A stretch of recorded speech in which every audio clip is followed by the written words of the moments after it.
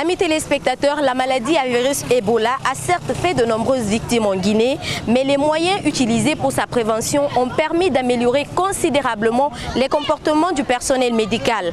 Pour toucher du doigt cet impact positif de la lutte contre Ebola, notre intérêt porte aujourd'hui sur le centre hospitalier universitaire de Donka. Ici, les patients et les visiteurs, dès leur arrivée, sont impressionnés par le dispositif sécuritaire qui est en place au niveau de l'accueil. Ça c'est quoi ça? Faites-moi violer les voitures là. La Croix-Rouge, je vous ai dit de rentrer par là-bas. Vous avez nous rentrer, non? Je te donne ce respect-là. Ne fais plus. Un médecin, nous sommes là. C'est nous qui avons installé ça. Bon, c'est une urgence. Laissez passer. Les entrées et les sorties sont bien régulées et pour la première fois, l'hôpital Donka dispose d'un parc extérieur qui lui permet de filtrer les entrées des véhicules. Nous avons constaté que rien n'était en place à Donka. Et les gens rentraient n'importe quoi, ça sortait n'importe quoi. Et par rapport à cette fièvre hémorragique Ebola, on ne savait pas qui est qui et les gens venaient n'importe quoi. Notre première arrivée ici d'abord, d'après notre mission, nous avons cherché d'abord, en connivence avec la direction nationale de Donka, relever tous les murs tombés. Deuxièmement, cadenasser toutes les portes inutiles parce que les élèves, les étudiants, les gens rentraient dans la cour, ça sortait n'importe quoi. Et même la morgue était liée à l'hôpital. Nous avons tout cadenassé, fermé tout et relevé les murs. Et nous avons vu toujours qu'il y avait un envahissement dans la cour. Qu'est-ce que nous avons procédé? Même la directrice de l'hôpital a accepté avec nous d'être au dehors. On l'a expulsée de la cour pendant 3 jours. Elle a accepté de garer sa voiture au dehors. Et toutes les voitures, tous les médecins aussi, nous avons mis tout le monde au dehors pour pouvoir mettre de l'ordre à l'hôpital. Le centre de tri installé au niveau des urgences est un maillon important de la chaîne sécuritaire à laquelle se soumet le personnel médical, les patients et toute autre personne désireuse d'accéder à l'intérieur du CHU de Donka. Pourquoi un centre de tri au niveau des urgences et à quoi sert-il? La réponse, c'est avec commandant Keïta qui a accepté de nous accompagner pour nous donner les informations utiles à la sécurité des personnes une fois à l'intérieur de l'hôpital. On appelle ici la réception au niveau de tri. Une fois là, le patient, quelle que soit la personne, qu'il soit d'abord patient ou non patient, arrivé là, il ouvre correctement, il lave correctement la main. Venez mouiller la main, non. On lave correctement la main, comme ça. Là, vous venez là et vous venez là. Après, vous passez ici, là. Après, vous revenez là. On talonne ici aussi, on pulvérise. Après, arriver ici, cela ne manque pas, vous mettez ici. Vous mettez là, vous rentrez. Une fois là, il y a les flashs ici. Bien que ce centre sert à guider les malades vers les services concernés, pour y accéder, il faut obligatoirement passer par un contrôle sanitaire. Ceux qui sont à l'intérieur ici sont là pour distribuer les fiches de contrôle. Et ces fiches de contrôle, toutes les informations nécessaires par rapport à l'examen clinique sont là et ils recensent, on vous pose la question, vous répondez. C'est par rapport à ça, à leur spécificité qu'on vous oriente. S'il y a des éléments suspects, les ambulances sont là. On le met à côté. S'il n'y a pas d'éléments suspects, tout compte fait, la patiente prend sa fiche, il paye son reçu et il continue dans le service concerné. La coordination nationale de lutte contre Ebola ne lâche pas prise. Elle met tout en œuvre pour bouter Ebola hors des frontières guinéennes. Ici, nous sommes au centre de transit. Ce centre permet de recevoir les malades suspects d'Ebola, faire des tests rapides et s'ils sont positifs, les transférer au CTE de Nongo.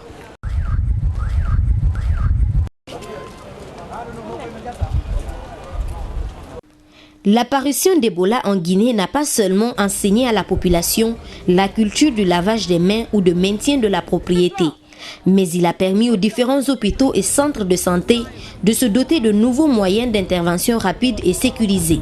Il convient de rappeler que la maladie Ebola est apparue à un moment où nos hôpitaux étaient déficitaires de tout. La riposte internationale contre Ebola a favorisé un rééquipement notable. Dans la cour du CHU de Donka, ces ambulances servent uniquement au transport des malades des quartiers à l'hôpital et d'un point à un autre à l'intérieur de l'hôpital pour les malades en état grave. Au niveau du service des maladies infectieuses, un autre centre de tri. Même procédure d'accès que celui des urgences. Ici aussi, les infirmières sont bien déguisées pour accueillir les malades. Parmi elles, une rescapée du virus Ebola. Je me nomme Marie-Claire Tchekola, je suis infirmière aux urgences médicales de Donka. J'ai contracté la maladie aux urgences lors d'une garde. C'est une collègue qui devrait prendre la garde, mais étant empêchée à cause de sa maladie, elle m'a demandé de venir à son secours assurer sa garde. Donc j'ai accepté, comme tout être humain. J'ai pris sa garde. Malheureusement, je suis tombé sur une dame qui est venue, très fatiguée, avec une fièvre presque de 40 degrés, des vomissements. Mais en lui posant les questions, son style me disait quelque chose parce qu'elle n'a pas un style guinéen. Je lui ai demandé, vous venez d'où, madame? Elle me dit qu'elle est léonaise, mais qu'elle réside en Guinée. Il y a longtemps qu'elle n'est pas partie chez elle. Bon. Je ne pouvais pas contredire ce qu'elle a dit. Le médecin lui a examiné. Il a demandé un petit bilan, surtout la glycémie, parce qu'on ne peut pas faire un traitement, surtout prendre la perfusion sans connaître le taux de glycémie et le taux de la densité parasitaire. Le médecin a demandé ce petit bilan. Comme c'est mon devoir de traiter, j'ai fait le traitement. Heureusement, les vomissements se sont arrêtés, la fièvre a baissé un peu. Après, j'ai fait le bon d'ambulance, j'ai remis au blancardé d'aller remettre à l'ambulancier comme de coutume ici. Le blancardé a pris le bon d'ambulance, il l'a envoyé chez l'ambulancier. L'ambulancier a demandé qu'on amène le malade. Donc le blancardé est venu avec son chariot, prendre la malade, l'envoyer à l'ambulance et l'ambulancier lui faire monter à l'étage. Là-bas, elle a fait, je crois, 2 jours. Après, elle a rendu l'âme. Celle qui l'avait accompagnée, sa soeur, aussi est tombée malade. Elle aussi, elle a rendu l'âme. Donc, comme la Croix-Rouge, les Médecins sans frontières étaient là, ils ont essayé d'examiner le corps, voir si ce n'était pas Ebola qui a tué la dame. Le résultat est sorti positif que c'était Ebola. C'est ainsi qu'ils ont cherché à connaître le trajet de cette dame. Bon, moi, ce jour, j'étais en ville au ministère de la fonction publique, dont on demandait la présence de tous les fonctionnaires pour un recensement. Arrivé à la maison, à 17 h, je ne me rendais pas, je ne me sentais pas bien. Il y avait une fatigue que je n'ai jamais eue dans ma vie. J'ai dit à ma fille, allons à l'hôpital, moi je ne me sens pas bien. Arrivé jusqu'aux urgences ici, le blancardé est venu me prendre, il m'a amené dans la salle. Le médecin m'a examiné, il a demandé un traitement dont l'infirmière a placé le sérum. Et j'étais là, j'ai passé la nuit aux urgences. C'est ainsi qu'on m'a amené à l'étage de la médecine interne. J'arrive, je trouve mon médecin avec lequel j'avais gardé, il était aussi à l'étage. Donc il est tombé malade avant moi. C'est à partir de 15 h, 14 h, 15 h que Elage, le médecin sans frontières du CTE est venu. Il m'a dit, maman, le 10 du mois de juillet, tu as examiné une malade, mais elle est décédée. J'ai dit une malade, mais je me suis rappelé de la date parce que c'était une léonaise. J'ai douté trop de cette dame. J'ai dit oui. Effectivement, on a eu une malade venant de la Sierra Leone. Il m'a dit, bon, la femme est décédée par suite d'Ebola. Nous voudrions t'amener au centre, et toi et ton médecin, pour qu'on fasse un bilan, voir si c'est pas ce que vous avez. Une vie après une période tragique. Cette infirmière, après avoir contracté le virus, a accepté d'être admise au CTE de Donka. Miraculeusement, Marie-Claire s'en est sortie complètement guérie. Mais son seul souci était de savoir comment réintégrer la société. Est-ce qu'elle ne sera pas rejetée par sa famille ou ses collègues de service? 2 jours après, ils disent qu'ils vont prélever, voir si ça va. Ils ont prélevé. Et le résultat est sorti à 21h. Il y a celle qui se nommait Marie-Claire, mon homonyme, qui crie « Homo, homo, homo ». Félicitations. J'ai dit « Mais qu'est-ce que j'ai fait ?» Elle dit « Non, ton résultat est négatif. Mais il te faut encore 72 heures pour s'assurer que réellement c'est négatif. » J'ai dit « Il n'y a pas de problème. » Donc on m'a fait quitter de cette salle d'isolement pour m'envoyer dans une autre salle. J'ai fait les 72 heures. Ils ont prélevé. À 15 heures, le résultat sort. C'est la même femme qui vient, elle me dit « Homo, tu dois sortir aujourd'hui. Lève-toi, tu vas te laver et tu vas aller à la maison. » Qui on doit appeler? J'ai dit « C'est mon jeune frère que vous devez appeler. » Ils ont appelé mon jeune frère. C'est lui qui est venu me prendre. Mais mon souci était grand. Comment arriver à la maison? J'avais peur. Est-ce que mes enfants allaient s'approcher de moi? Vu ce qu'on racontait de cette maladie, je me suis embarqué dans ce véhicule avec un moral très bas. Je suis arrivé, on était dans une cour pleine d'enfants. C'est les enfants d'autrui qui sont venus m'entourer. Ensuite, mes filles sont venues. Donc, j'ai eu un soulagement. Accueillie à bras ouverts par ses proches, mais expulsée par son logeur quelques jours seulement après sa sortie du CTE, Marie-Claire décide de lutter contre Ebola. Alors que le doute subsistait encore sur l'existence du virus Ebola, Marie-Claire accepte de témoigner en public et à visage découvert. C'est dans cet esprit qu'elle a repris le service aux urgences. Je suis restée à la maison, je regardais la télé. Tout le temps, il y avait des décès, des décès, des décès. Je me suis dit, pourquoi faire 3 mois couché à la maison? Alors qu'il y a des gens qui meurent. Et moi, je suis sauvée.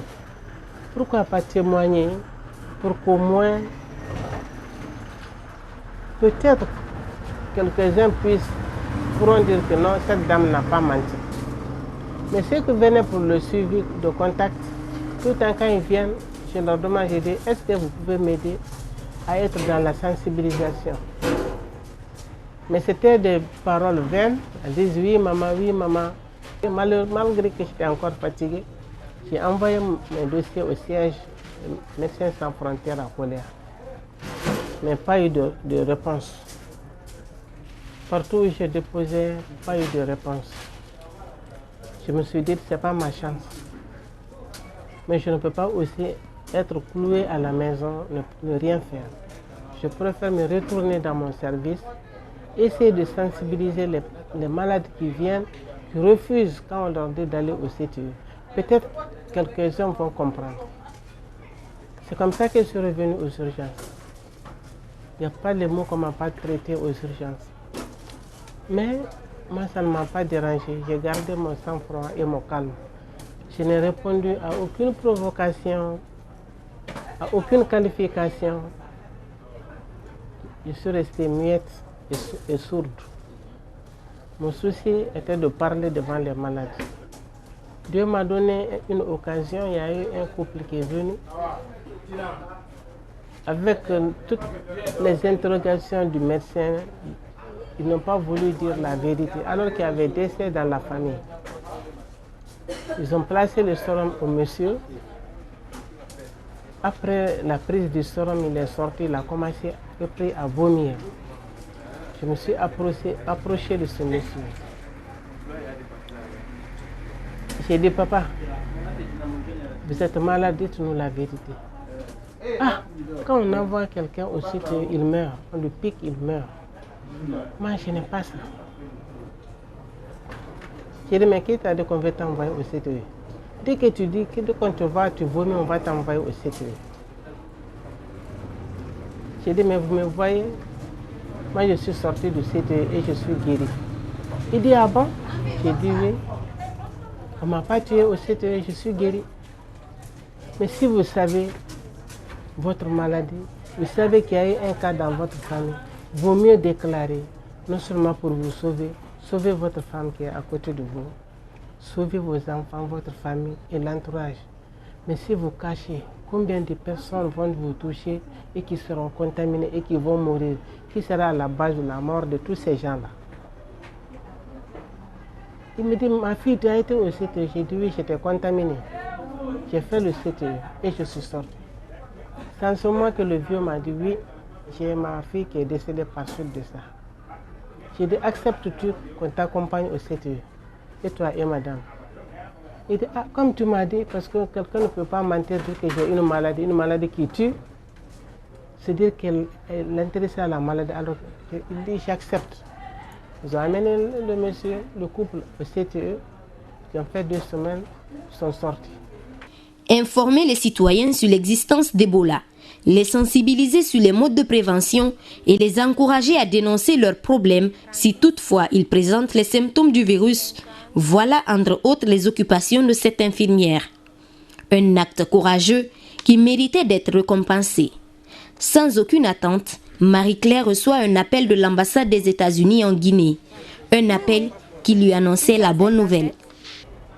C'est dans la salle de formation que mon portable encore a sonné. Je suis sorti.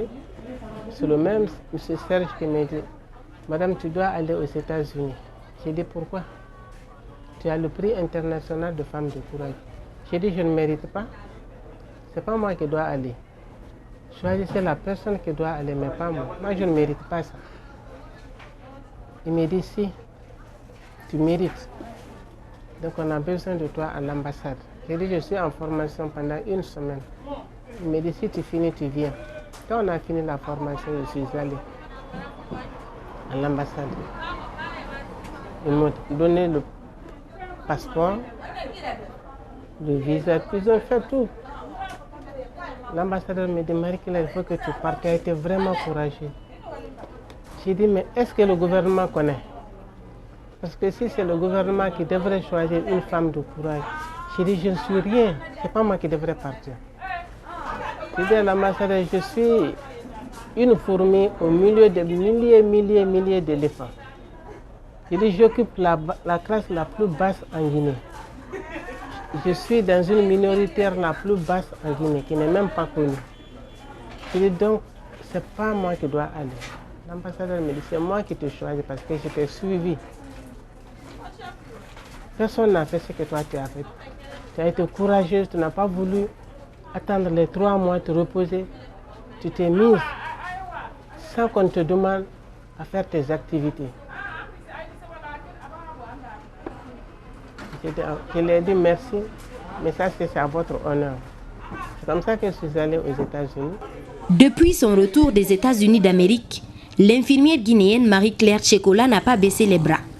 Malgré son occupation en médecine générale, aux urgences de Donka, elle intègre enfin une activité d'Ebola au niveau du centre de tri des services infectieux. Un encouragement moral de la directrice générale de l'hôpital pour aider Marie-Claire à supporter davantage sa tragédie. Malgré toute sa détermination à venir en aide aux autres, il faut dire que cette infirmière travaille au centre de tri sans contrat, donc de façon bénévole. Elle mériterait mieux, compte tenu du symbole qu'elle représente pour la lutte contre Ebola en Guinée, après avoir bénéficié du prix international de la femme de courage, décerné par le département d'État américain et de l'accolade de Michelle Obama à la Maison-Blanche. Marie-Claire représente beaucoup pour son pays, la Guinée. Ce ne serait donc qu'une juste récompense si la direction générale du CHU lui accordait un contrat pour son travail au centre de tri du service infectieux, en dehors du fait qu'elle devrait bénéficier d'une assistance si minime soit-elle pour l'aider à supporter sa location et l'éducation de sa fille handicapée. Il est donc temps de penser à son courage exceptionnel afin de lui venir en aide, car Marie-Claire représente un symbole fort de la riposte internationale contre Ebola au label guinéen. La maladie à virus Ebola a fait des milliers de victimes en Guinée, au Libéria et en Sierra Leone. Les malades guéris d'Ebola, tout comme les personnes n'ayant jamais contracté le virus Ebola, sont des survivants d'Ebola. C'est-à-dire nous sommes tous des survivants d'Ebola. Comme tels, nous devons faire de la lutte contre Ebola une riposte collective pour que plus jamais ce virus ne réapparaisse dans ce bas monde.